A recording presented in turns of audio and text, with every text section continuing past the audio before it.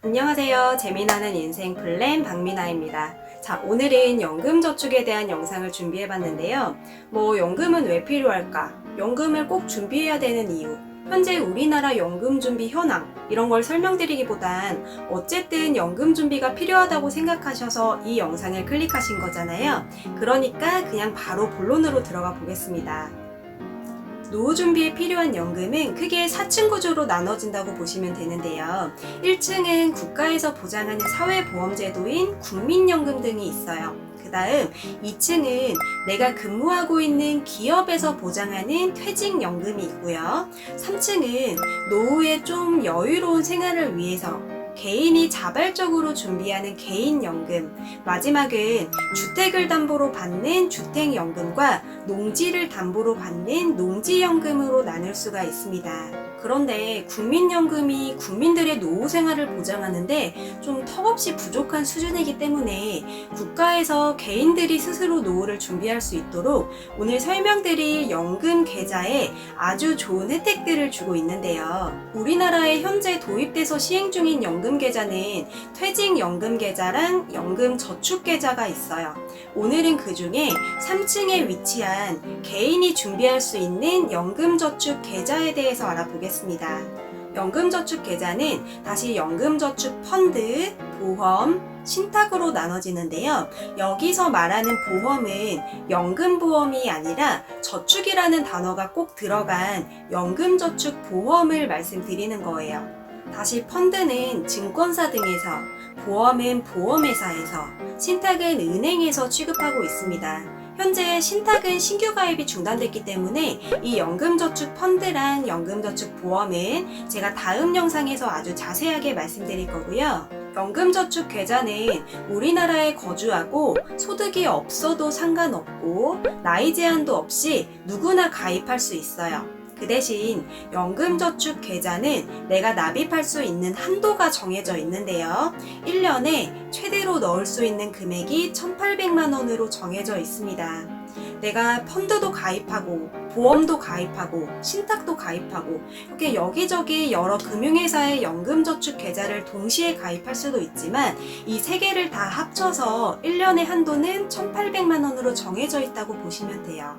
연금저축 계좌는 3단계로 나눠볼 수가 있는데요. 납입 단계, 운용 단계, 인출 단계 이렇게 3단계로 나눠볼 수가 있습니다.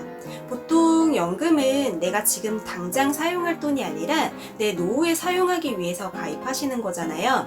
그래서 수입이 있을 때 납입을 하고 그 돈을 잘 굴려서 노후에 인출해서 사용할 수 있게끔 됩니다. 연금저축 계좌는 최소 5년 이상을 납입해야 되고 이것을 잘 굴린 다음에 만 55세 이후에 연금으로 인출이 가능한데 이 연금은 10년 이상으로 수령을 하셔야 돼요. 아까 제가 연금저축계좌에 국가가 좋은 혜택을 준다고 말씀드렸는데 그게 뭐냐면요. 우리 솔직히 세금 많이 내는 거 좋아하시는 분들 없으시죠? 막 마음속에서 우러나와서 나는 세금을 너무 내고 싶어 이런 분들 안 계시잖아요. 먼저 납입 단계부터 볼게요. 연금저축 계좌는 납입 단계에서 세액공제라는 혜택이 주어집니다. 세액공제는 내가 납부해야 될 세금을 다시 돌려주는 거라고 보시면 돼요. 이 연금저축 계좌의 세액공제 한도는 내 연소득에 따라서 달라지는데요. 나는 급여소득만 있다. 그리고 나의 1년 총 급여가 5,500만 원 이하다.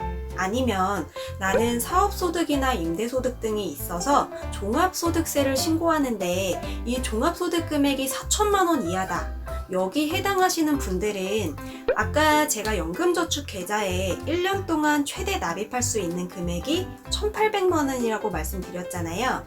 그 중에서 400만 원까지는 16.5%를 세액공제 해줍니다.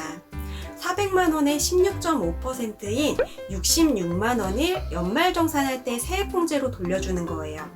내가 올해 600만 원을 넣었어요. 그러면 400만 원까지만 인정이 돼서 66만 원을 받는다고 보시면 되고 200만 원만 넣었다 하면 33만 원을 세액공제 받으실 수 있는 거예요. 근데 나는 이것보다 수입이 좀 더 있어요. 그래서 총 급여가 5,500만 원을 초과하고 1억 2천 이하 사이에 있다. 아니면 종합소득세를 신고하는데 종합소득이 4천만 원을 초과하고 1억 이하다 하시는 분들은 국가에서 세액공제를 조금 덜 해줘요. 그래서 400만 원까지 세액공제 해주는 금액은 똑같지만 공제 한도를 16.5%가 아닌 13.2%만 해줍니다. 즉 400만 원의 13.2%인 52만 8천 원까지가 최대 세액공제 한도예요. 와, 난 이거 이상으로 더 버는데? 하시는 분들은 금액도 줄어요.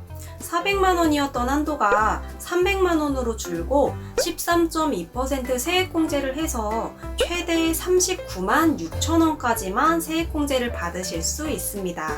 지금 말씀드린 공제는 IRP 한도를 포함하지 않은 연금저축 계좌만을 설명드린 겁니다. 그래서 이 세제 혜택을 납입하는 동안에 계속 받는다고 보시면 돼요. 그런데 지금 국가에서는 50세 이상인 분들이 연금저축 계좌에 납입을 하시면 최대 200만 원을 더 얹어서 600만 원까지 세액공제를 받으실 수가 있습니다.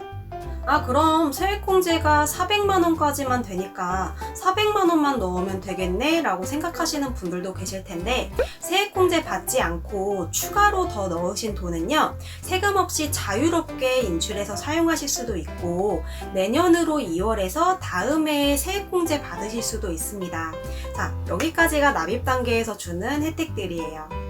연금저축 계좌를 조금이라도 더 일찍 가입하시는 게 유리한 이유는 납입을 하고 55세 이전까지는 묶여 있어야 되는데 25살에 가입하는 거랑 40살에 가입하는 거랑 내 연금 자산을 굴릴 수 있는 시간이 다르기 때문이에요. 그 연금 자산을 굴릴 수 있는 시간이 많아지면 많아질수록 훨씬 더 유리해집니다. 연금의 2단계인 운용 단계에선 내가 운용을 잘해서 운용 수익이 높다고 해도 세금을 바로 내지 않고 나중에 낼 수 있도록 뒤로 밀어줍니다. 이걸 과세 이연이라고 하는데요. 그래서 세금으로 나갈 돈까지 굴릴 수가 있기 때문에 더 유리하다고 보시면 돼요. 그럼 어떤 걸 가입하고 어떻게 운용을 해야 될까? 연금저축 펀드랑 보험 중에 어떤 걸 골라야 될까? 이런 장단점에 대한 내용은 제가 다음 영상에 올릴 거니까 좋아요랑 구독 꼭 미리 눌러주셔야 돼요. 그러면 이제 내가 납입도 할 만큼 다 했고 운용도 열심히 잘해서 운용 수익도 만족스럽고 이제 연금을 받아야 되겠다 이렇게 생각한 시기가 됐어요. 내가 쌓아놓은 연금 드디어 인출해서 쓸 건데 가만히 생각해보니까 납입할 때 세액공제도 받았겠다, 운용할 때 과세도 이연해줬겠다, 세금은 언제 내는 거지? 하면 바로 인출할 때 내는 거예요. 연금을 인출하면 이제 세금을 내야 되는데요. 내가 연금을 10년만 받겠다, 20년간 받겠다, 종신으로 받겠다 이렇게 설정을 하신 후에 연금을 받으시면 되는데, 표에서 보여지는 것처럼 인출도 여유가 되신다면 늦게 받으실수록 유리합니다. 늦게 연금을 받을수록 그만큼 연금을 불리는 기간이 늘어나고 운용을 할 수 있으니까요. 또 인출을 늦게 할수록 세금도 줄어들게 됩니다. 보통 한 달에 100만 원씩 1년에 1200만 원을 연금으로 받도록 기준을 잡으시는데요. 그 이유는 1200만 원 이상이 되면 연금소득세가 아니라 종합소득세가 과세되기 때문에 세율이 더 높아지게 됩니다. 그래서 기간 설정을 하실 때 여유가 있으시다면 1년에 1200만 원으로 맞춰서 받으시는 걸 추천드립니다. 그리고 나이에 따라서 세율도 달라지는데요. 55세 이상 70세 미만 사이에 내가 연금을 인출해서 받게 되면 연금의 5.5%가 연금 소득세로 과세됩니다. 즉, 한 달에 100만 원을 연금으로 받는다면 그중 5.5%를 연금 소득세로 내고 94만 5천 원을 연금으로 받게 되는 거예요. 70대는 4.4%, 80세 이상은 3.3%의 연금 소득세를 제하고 연금으로 받으실 수가 있기 때문에 이런 내용도 감안해서 인출 계획을 세우시는 게 좋습니다. 이 연금소득세도 세액공제 받은 부분이랑 운용수익만 연금소득세를 납부하는 거고, 내가 세액공제 받지 않은 납입금액은 비과세가 됩니다. 자, 그러면 납입, 운용, 인출 단계가 다 마무리가 됐어요. 근데 국가에서 이렇게 혜택을 주는데 연금저축 계좌에 단점은 없을까요? 이게 단점이라고 하기에는 어쨌든 내 노후를 책임져 줄 돈이니까 좀 그렇긴 한데, 그냥 내가 세액공제 받은 연금 재원은 55세가 될 때까지 그냥 묶여있는 돈이다, 뺄 수 없는 돈이다 라고 생각하시면 마음이 굉장히 편해요. 아니, 그러면 내가 세액공제 받은 돈은 진짜 55세 이전에는 절대 못 빼는 돈이냐 하면 뺄 수는 있어요. 부득이한 사유가 있으면 기타 소득세가 아닌 연금소득세를 적용해서 인출이 가능하지만, 그게 아니라면 내가 그동안 세액공제 받았던 연금 재원이랑 그걸 운용하고 생긴 수익에 대해서는 16.5%를 기타 소득세로 내야 됩니다. 이 말은 내가 그동안 5년 동안 연금저축 펀드를 가입해서 400만 원씩 총 2천만 원을 납입했어요. 2천만 원 전액 모두 다 세액공제를 받았고요. 근데 내가 펀드 운용을 굉장히 잘해서 운용 수익이 500만 원이 났어요. 근데 내가 목돈이 필요해서 연금저축 계좌에 있는 돈을 일시금으로 빼야 돼요. 그러면 2,500만 원의 16.5%를 기타 소득세로 내고 나는 나머지 돈만 받을 수 있다는 거예요. 그래서 좋다는 거냐 나쁘다는 거냐, 제가 생각하는 결론은 이거예요. 노후자금을 마련하는데 부동산 임대소득이든지 사업소득이든지 뭔가 소득을 창출할 수 있는 대안이 없다면 연금은 꼭 필요하실 겁니다. 언젠간 준비해야 되는 걸 빨리 준비하시게 된다면 그만큼 비용도 많이 줄어들겠죠. 그렇지만 무조건 나는 세액공제를 받아야 되기 때문에 내가 무리하게 재무계획 없이 400만 원씩을 매년 넣는다면 자칫 큰 목돈이 묶이게 되는 결과가 생깁니다. 연금을 담보로 해서 대출을 받으실 수도 있겠지만 불필요한 대출이자가 또 생기는 거잖아요.